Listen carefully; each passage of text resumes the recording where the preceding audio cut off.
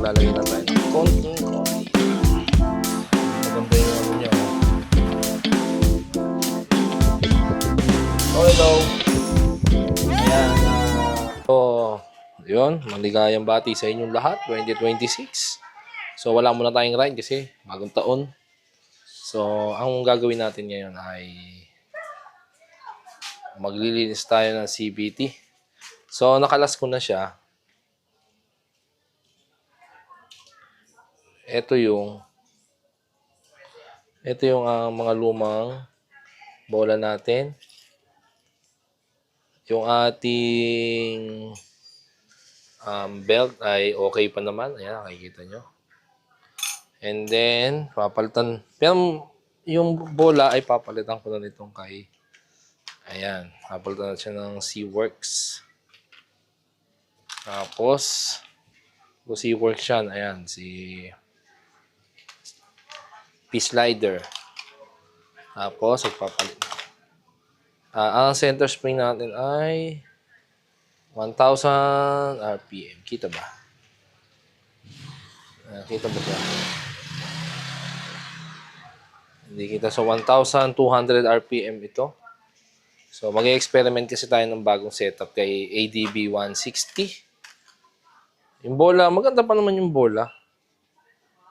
Ayan, medyo makapal pa. Pero, papalitan ko na siya kasi sumbong buwan ng January, wala akong panahon para mag-ayos ng mga... Wala akong panahon maglinis ng CVT ko. So, ayan, malinis. Ito yung mga ano ko sa CVT cover na bolt. So, na-lost thread na lahat yun. Palitan natin. Tapos, ang ating center spring, 1,200 RPM din. Tetestingin natin yan. So, nakalas ko na siya. Stock pa yan. Ayan. Stock. Kapalitan tayo ng mga spring para medyo maganda-ganda ang hatak. Gumanda ang hatak ngayong pagpasok ng ating bagong biyahe. So, tara. Maglinis muna tayo ng ating CVT. So, ito pala, hindi ko pala. Ito yung ating gamit, itong ating Motec. Ayan, kita ba Motec? So, ito, friendly daw to sa goma. Pero hindi ko pa rin siya pinapaabot sa goma. Okay? So, linisin ko lang to ng maayos at balikan ko kayo mamaya.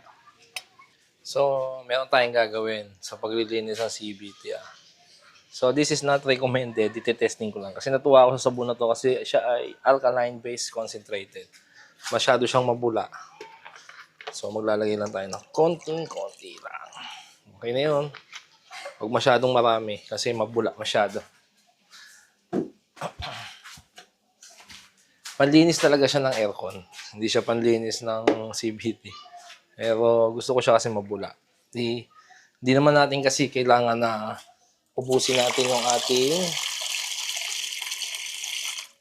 Okay. Ayan o, konti lang naman. So, hindi naman natin kasi pwedeng ubusin itong Motec na to sa CVT. Magastos. Subukan lang natin. This is not recommended. So, trying this on your own risk. So, yung ating chemical solution, trying this at your own risk. Parang di yata siya nakakalinis ha.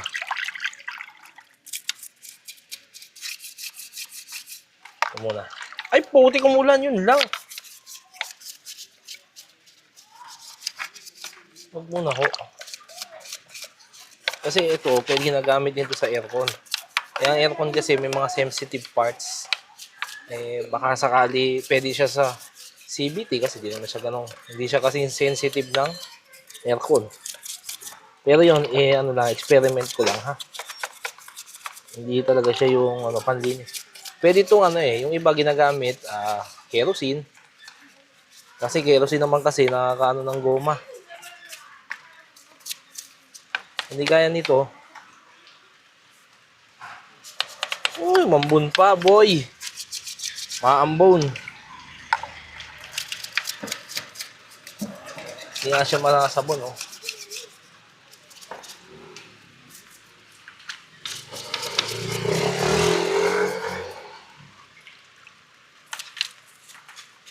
Maambon, so Balikan na lang natin ito mamaya-maya. Hindi siya, dadagdagan ko na lang ng solution. Hello, so ito. So, i-check natin yung kung nagsi-CVT clean kayo, check nyo to kung na-allow. Tapos, since nilagyan ko siya ng unknown chemical, punasan nyo yung goma, yung pinaka-gasket. Punasan nyo rin to, yan. So, base dito, wala naman siyang bungi. Pero medyo parang manipis na. Basta bantay-bantay lang to dito. Ganun din dito sa kabila. Punas goma. Yan, may konti lang siyang kalawang. Tapos, medyo may mga kalawang din. So, linis-linis lang natin yan. Medyo may nipis na rin, pero hindi pa naman siya bungi-bungi. Kasi nga, regular ko siyang nililinisan. Okay. Tapos natin siya lagyan ng unknown chemical. Siyempre, itong pa... Laman itong CVT cleaner natin. Yung isang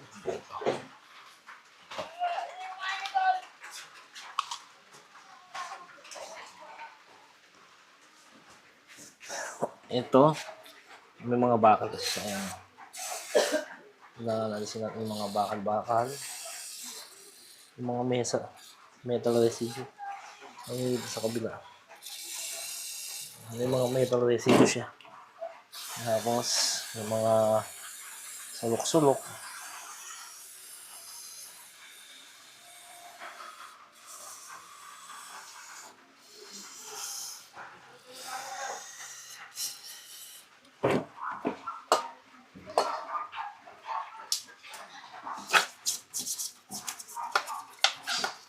Pero at least wala na naman siya. Konti na lang. So, mamaya na ulit. So yun, nabaklasan natin yung kanyang pinaka-dry face. Ang gamit ko pala is itong R1 clutch bell. Tapos default na yan, mga stock na yan. Tsaka ito. Tapos ito, kakalasin na natin itong kanyang yung may clutch lining. Movable dry face siya ang tawag dyan. So, ang kailangan mo dyan is ito. Ano ba to? 41 at saka 39. Ano na dapat dyan? Yan. Tapos ito, dito. So, may spring yan. Kailangan mo yan i-guide.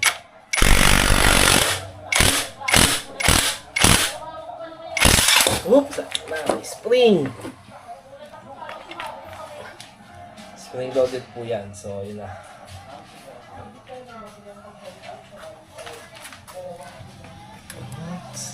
Ito yung papalitan natin, yung spring na to. Papalitan natin ito ng 1,200. Ay, maitim na nga. So, linisin ko muna ito, no? Tapos, may mga tutorial naman po yan sa... May mga tutorial naman po sa online.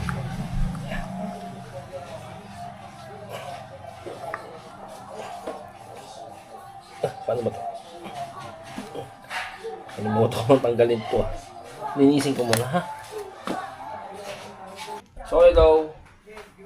Ayan, disassembly na natin, no? So, hindi na ako magtuturo ng proper cleaning nito. Kasi meron na marami naman sa YouTube nito. Pero, i-share ko na lang sa inyo kung sinong YouTuber ang sinusundan ko dito. So, ako, ang ano ko lang is for experiment purposes kasi ito. So, magpapalit tayo ng 1-2 na spring, 1-2 RPM, at saka ng clutch. Ito, spring din. Sa clutch. So, 1-2 rin yan. So, yan ang gagawin natin yung experiment. So, ililink ko na lang dito kung paano mag-clean sa CVT. For proper maintenance. So, na lang sundan nyo kasi medyo hirap pa din ako sa paglilinis ng CVT. Kaya sinusundan ko yung guide niya. So ngayon, yun yung susundan kong guide. Hindi mas sa pinopromote ko siya, pero yung kasi yung pinaka mas step by step na guide sa YouTube kaysa sa iba. So yun na lang ang sundan nyo. Ayan. Bukan natin kasi. Tama ba? Ay, ganyan. Okay.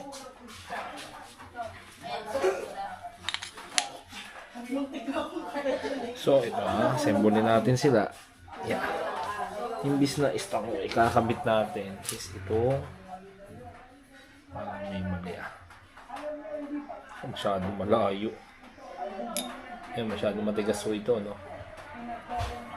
Kailangan nyo rin kasi ng mga tools pagka gusto nyo mag-DIY. So, sa ngayon, ito meron naman akong tools. So, matigas po ito, hindi ito yung kumukha ng... Kita ba? So, nakikabit ko yung 1-2 spring. So, pwede naman pala. Kala ko kasi parang matatanggal eh. Pero tinignan ko yung mga ibang naglagay nito.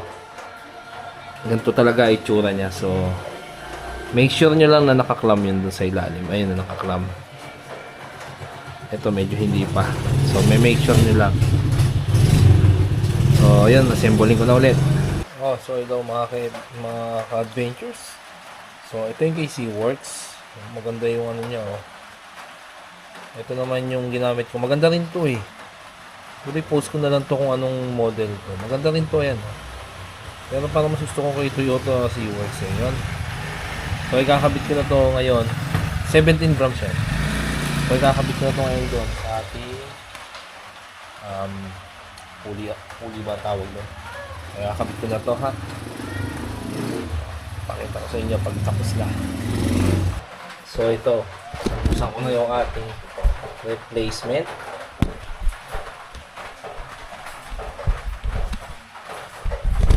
Yan yung ating replacement kasi maubos na lahat yan. So, exact ko naman. Shout out dito kay yan sponsor na binili ko yan.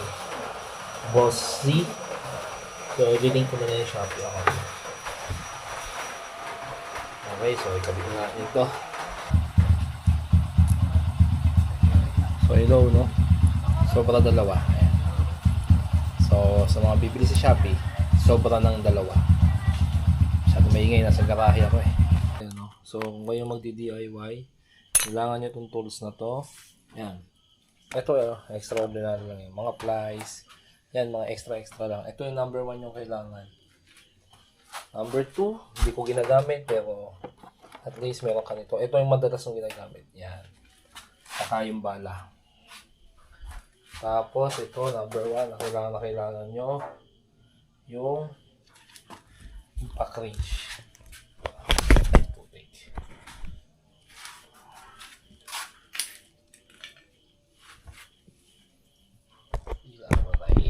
Matay.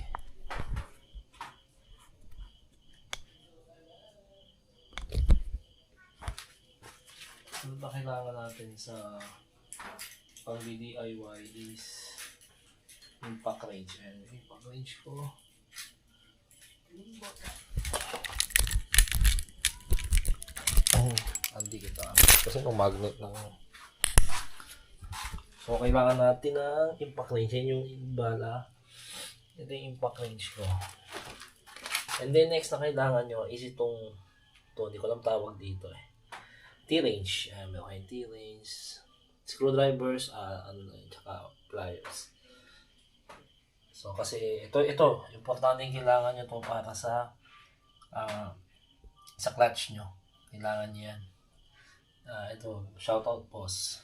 So, tapos na. So, maglilikit na ako. So, drive test na to. So, tara.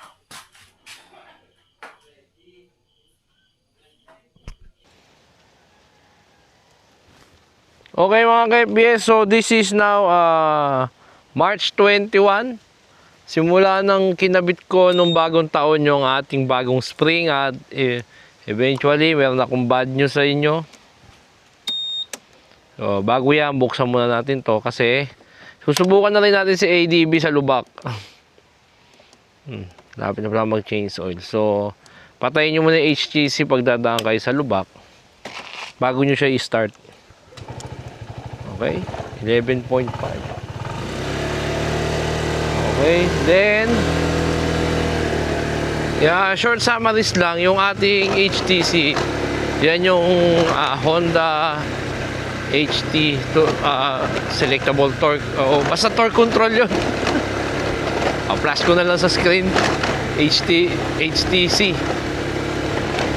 So siya yung responsible para mag-balance yung wheel doon sa harap at sa likod.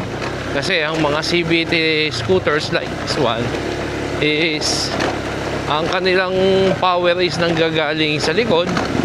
So which is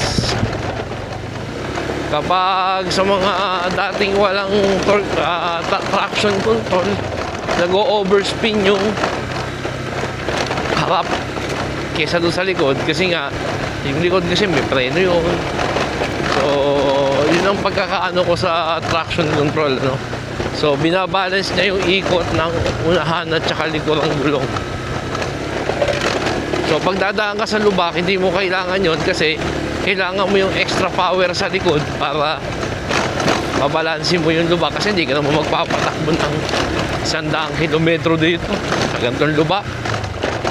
So yun lang, share ko lang. So balik tayo doon sa ano natin, doon sa mga spring lang kasi pinalitan ko, at saka yung clutch belt man tawag doon, yung R1. So yun lang, aray ko, yun lang pinalitan natin. So pagdating naman sa lubak, nating change. So ganun pa rin naman ang ADB, pero ang malaking impact nito, since pinipilm ko to ngayong nagkakadigmaan ng Israel, US at saka Iran, ang mahal ng gas ngayon. So 78 na yung huli, pagtataas pa daw ng 7 pesos, I think aabot pa ng 90 pesos ang isang litro ng gas. So itong setup ng spring na ito ay matakaw sa gasolina. So ang default kasi ng ADB 160 is, sabi nila is by 40 km per liter. Pero ako sa experience ko, 38 lang ako kasi wala akong magmaneho. Ngayong nagpalit ako ng center spring na 1,200 at saka yung clutch lining spring na 1,200 din, bumaba yung aking gas efficiency ng 4 na litro. Now nagre-range ako sa 3.4, 3.5, 3. Basta doon lang ako, hindi ako ang pinakamatipid ko na siguro 34.7. Yun na yung pinakamatipid ko pagka ang takbo ko sobrang bagat. So yun, sa mga nag-iisip na i-modify yung spring, well, I think kung nagkahabol kayo sa tipid ng gas, doon na lang kayo sa stock. Palit na lang kayo ng bola na 17 kagaya ng suggestion ni Sir Mel. Pero ako mag-experiment pa rin ako. Pag naglinis ako ng CVT, I think this week or next week, maglilinis na ako ulit ng CVT ko. So magpapalit ako ng 1,000 lang. Kasi kung yung bilis na ganito, kasi mabilis siya okay naman yung speed, para ka namang yung arangkada mo, walang problema, nakaka-arangkada ka, nakaka-overtake ka kahit kailan mo gusto. Yung sa unang arangkada, walang problema. Pero yung kanyang total speed, yung kanyang dulo, malaki na bawas. Parang dati mabilis ako maka 100, ngayon hanggang 95 lang ako, mabagal yung kanyang dulo. I think sa susunod na aking CVT cleaning, bibili ako ng 1,000 na spring. Hindi pa rin ako babalik sa stock. Pero pagka ang gas consumption ko talagang sobrang lakas, babalik na ako sa stock na spring, clutch spring at saka center spring. Babalik tayo sa 800 lang. Sa 800 kasi na-achieve ko yung 39 km, 38, pero pinakaano ko is 38 km per liter talaga ako sa stock. Eh kung magiging 37 lang ako, tapos ang bilis ko yung mga arangkada ko ganun pa rin. Kasi kailangan ko kasi ng arangkada sa mga city drive, yung biglang pasok, biglang overtake. So yun lang. Pero sa bilis, mabilis talaga. Mabilis, kaya ko makipagsabayan sa mga Aerox. Kaso nga lang, ang takaw sa gasolina. Tapos, yun nga, I think nakakapudpud din siya ng belt. Yun yung malalaman ko sa susunod na CVT clean ko. Kaya nga nakaschedule na akong bumili ng belt Feeling ko napudpud yung belt ko So yun lang yung mga update natin dito sa ating spring. So magbabalik ako ng 1,000. Pero titingnan ko kasi kapag ang gasolina papalo na ng 90, baka bumalik ako sa 800 muna. Kasi mas kailangan ko yung mas efficient Pero kung 80 lang per liter or 90 sakto, baka ma-consider to 1,000. Pero kung tumaas pa sa 90, medyo kailangan ko na ng mas makatipid muna. Pero dyan, bibiling ko na parehas. Kasi ang kasi sa 800, nabibitin ako sa arangkada. Pamura ka nga sa gas. Yun namang arangkada mo sa mga... Kasi sa mga city driving kasi, kailangan mo ng mga immediate overtaking. Pagka, mabagal yung nasa harapan mo, kailangan mo siyang overtakean. Kapag naka 800 ka kasi, ang bagal ng pasok mo, kung nababagalan ako. So yun lang. Sana gustuhan nyo yung aking video. At meron pa pala akong idadagdag. Do not use air condition soap. It's very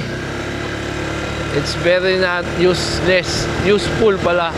It's not useful in CVT clean.